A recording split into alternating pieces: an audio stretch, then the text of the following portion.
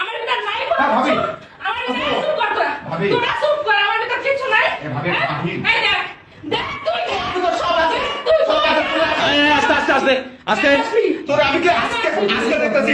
ভাই ছেলে বলে বলে না তোরে আমি সেই 10 বছর ধরে দেখতেছি, তুই কি আমার মনটা এই লোক চুপ কর। হাজিরা মতো ভাবি সব। ভাবি ভাবি আয় এদিকে। ভাবি আরে ঠান্ডা হন ভাবি। এই চুপ কর। ভাবি, একটু এই তুই আমার স্বামী সংসারে আমার সংসার কেন নষ্ট করলি? কেন তুই হোটেলে এসেছিস নিয়ে? কেন আইছস? এই ফকিন্নির বাচ্চা, কেন আইছস তুই? তুই আমার মন বুঝলি না কিসের লাগা? এ ভাই, এই। আমি কেন করলাম এত বড়? এ আপা এই হোটেলে এই চুপ করেন। ভাই আমাকে সাংবাদিকও নিয়ে আসছেন না, হোটেলের ম্যানেজার আছে।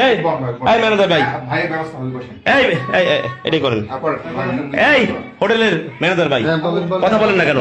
আপনি যে এদেরকে হোটেল ভাড়া দিলেন, ভাবি বস। এই আপনি যে এদেরকে হোটেল ভাড়া দিলেন, এই যে এরা কারা, পরিচয় না নিয়ে হোটেল জামাই বই বলে আর কি ভাড়া নেই। জামাই বউ যে পরিচয় দেবে আপনার ভাই, কোনো বল, এটা তো যা বউ লাগে। এই লুচ্চা লজ্জা করে না?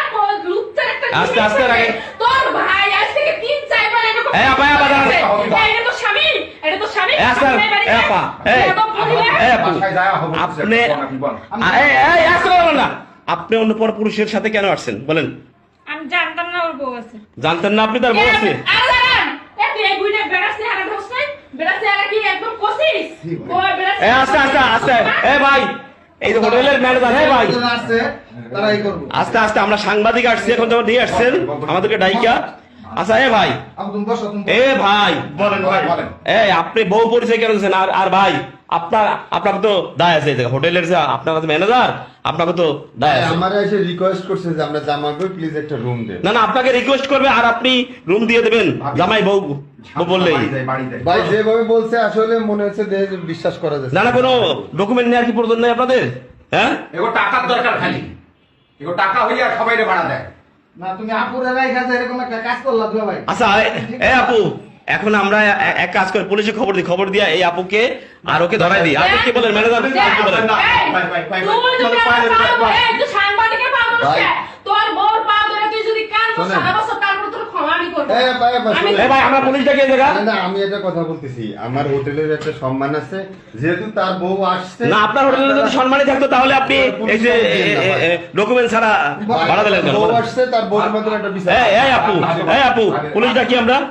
আপনার তো স্বামী আছে মনে হচ্ছে, ওরে কি জিজ্ঞেস করেন আপনি? স্বামী আছেন আপনার? সত্যি করে বলেন। হ্যাঁ, তো স্বামী থাকা অবস্থায় অন্য লোকের স্বামীরে নিয়ে আপনি সংসার ভাঙতে আসছেন কি লেগা? বলেন, আবাসিক হোটেল তোমার বলেন। স্বামী তুমি আমার বোনের সংসার ভাঙতে আইছো। বলেন, বললাম তো আমার ভুল হয়ে গেছে, যা করছি কিসের ভুল হয়েছে? ক্ষমা উনি একটা করে পুলিশ ডাকি, আরেকটা নারীর সংসার। পুলিশ ডাকি, আপনার পুলিশ ডাকি। বেয়াদব মহিলা। হ্যাঁ, পুলিশ ডাকেন। এখন কি শাস্তি দেওয়া যায় বলেন, আপনি বলেন।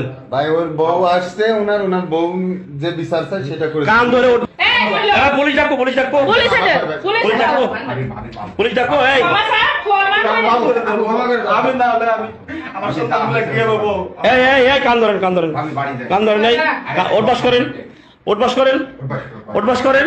এই যে আবাসিক হোটেলে ধরা খেয়েছে, এই যে পরকিয়া করতেছে, তারা দেখতে পাচ্ছেন অন্য একজনের, হ্যাঁ কথা বলেন না আপনি, আবাসিক হোটেলে এসে ধরা খেয়েছে, দেখতে পাচ্ছেন অন্য একজনের স্বামী আর একজনের স্ত্রীকে নিয়ে এসে পরকিয়া করতেছে।